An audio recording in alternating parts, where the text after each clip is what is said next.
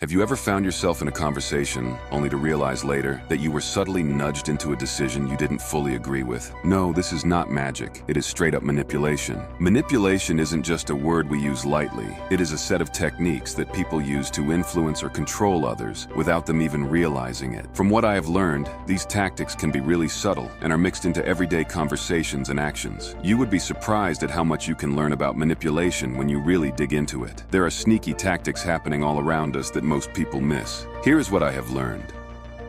The first thing manipulation books taught me is breadcrumbing. Breadcrumbing is when someone keeps you on the hook by giving you just enough attention to keep you interested, but not enough to fulfill your expectations. It is like getting occasional texts or compliments that make you think they are genuinely interested, but when you look closely, they never really take the relationship or interaction to the next level. This tactic is common in both personal relationships and professional settings. In relationships, a person will send you a sweet message every few days or show just enough interest to keep you around, but they never commit to plans or deepen the relationship. They want to keep you interested without putting in the effort or making real commitments. This can leave you feeling confused and anxious, always wondering where you stand. In a workplace or negotiation context, breadcrumbing involves a colleague or boss who promises future rewards or recognition, but never actually follows through. They drop hints about promotions, raises, or opportunities that never materialize. The goal is to keep you motivated and working hard while they maintain control and avoid giving you what you really deserve. The second thing is strategic disclosure. It involves carefully choosing which information to reveal and which to withhold to guide someone's decisions or perceptions. It is not about lying outright, but rather about controlling the narrative in a way that benefits the person sharing the information. People use this trick to shape opinions, manipulate outcomes, or gain trust. For example, in a business negotiation, someone will tell you about a challenge they are facing without mentioning how they have already found a solution. Once you are focusing on their vulnerability, they will get you to agree to terms that are more favorable to them. This will leave you thinking you are getting a better deal than you actually are. Strategic disclosure can be used to build trust or sympathy in personal relationships. Suppose someone shares a personal story that makes them seem vulnerable or relatable, but they conveniently leave out details that make you view them differently. This way, they guide you to see them in a specific light and elicit the response they want.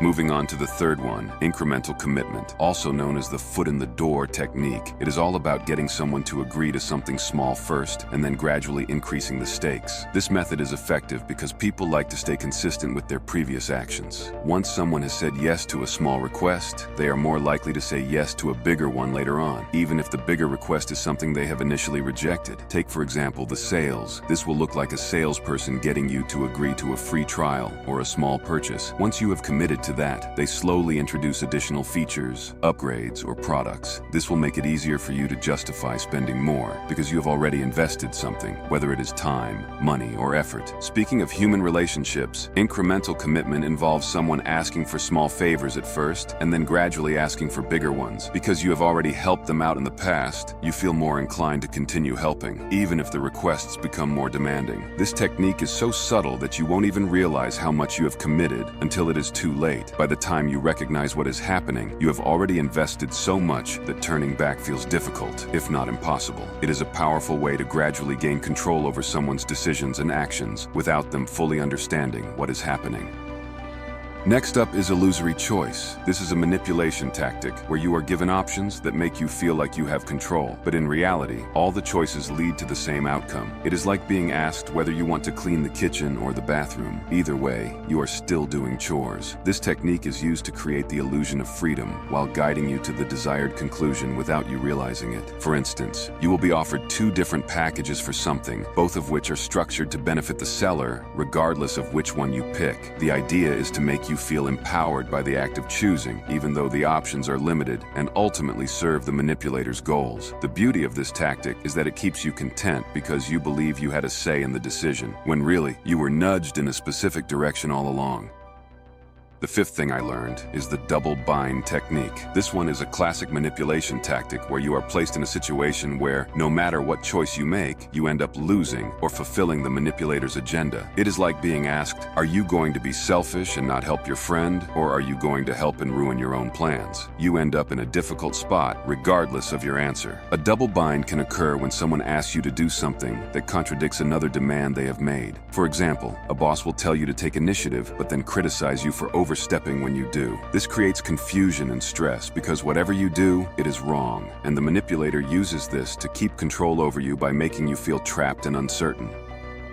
Sixth up is triangulation. When a third party is brought into a conflict or relationship to create tension, shift focus, or gain control, it is known as triangulation. This strategy is used in relationships where one person pits another against someone else, like a friend or family member, to create jealousy, rivalry, or confusion. For example, a partner will mention how someone else finds them attractive to make you feel insecure, or a boss will compare you to a colleague to push you to work harder. The goal is to manipulate your emotions and make you feel off balance by introducing an outside element into the situation. By doing this, the manipulator divides and conquers, ensuring that you are too focused on the other person to see what's really going on. Triangulation keeps you distracted and makes it easier for the manipulator to control the situation and maintain power over you. It is a sneaky way to keep people in conflict and leave the manipulator free to pull the strings behind the scenes.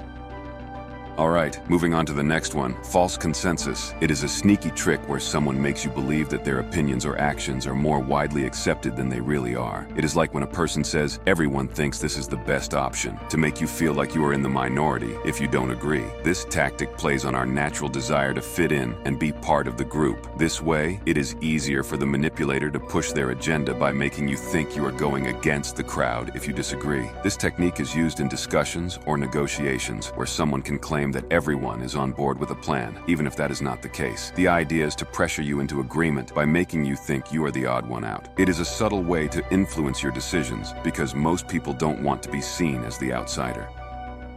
Next up, moral licensing. Moral licensing is a psychological trick where someone justifies bad behavior by pointing to their past good deeds. It is like when someone says, I've been working so hard all week, I deserve to take it easy today, even if taking it easy means slacking off on important responsibilities. The idea is that because they have done something good or moral in the past, they feel entitled to act in a way that might not be so good now. In manipulation, moral licensing can be used to excuse actions that can otherwise be seen as unfair or wrong. For example, a person will say, I have been so generous in the past, it is okay if I am a little selfish now, to justify taking more than their fair share. This tactic can be very effective because it plays on our sense of fairness and makes us less likely to challenge someone who has already done something good.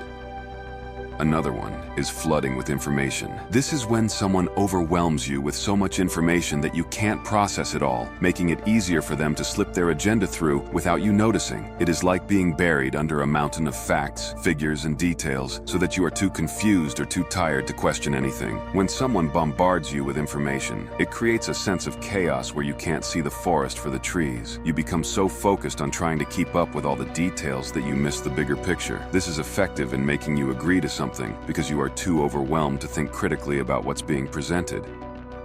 At number 10, we have shaping expectations. It is a tactic where someone subtly guides you to expect a certain outcome to make you more likely to accept it when it happens. It is like when a teacher tells you, this test is going to be really tough, so when you get a decent grade, you are relieved rather than disappointed. Once they set the bar in a certain way, the manipulator can control how you perceive the result. For example, a salesperson will tell you, this product usually sells for $500, but today it is only $450, even though the real value is much lower. Once they have shaped your expectations to believe $500 is the norm, $450 seems like a bargain, and you are more likely to make the purchase. It is all about managing what you think is fair or reasonable, so when the actual outcome is revealed, it feels acceptable or even positive. And finally, phantom alternatives. When someone presents options that aren't really available to make you feel like you are making a choice, but in reality, there is only one real option. It is known as phantom alternatives. It is like when a car dealer says, you could get this car today, or wait for a model that will not come in until next month, even though they know that model is unlikely to be available. By presenting a less attractive or less certain alternative, they push you toward the option they want you to choose. The phantom alternatives are there to create the illusion of choice, but they are never meant to be serious options. It is a way to steer you in a specific direction while making you feel like you had control over the decision. So, after reading into over 100 books on manipulation, I can honestly say that books are like hidden treasure chests when it comes to understanding how people try to influence us. Every page helps you see the subtle ways manipulation plays out in everyday life. If you found this video valuable, don't forget to leave a like. If you're interested in more videos like this one, hit the subscribe and notification bell to always be the first to know when a new video is up. And as always, I'll catch you in the next one.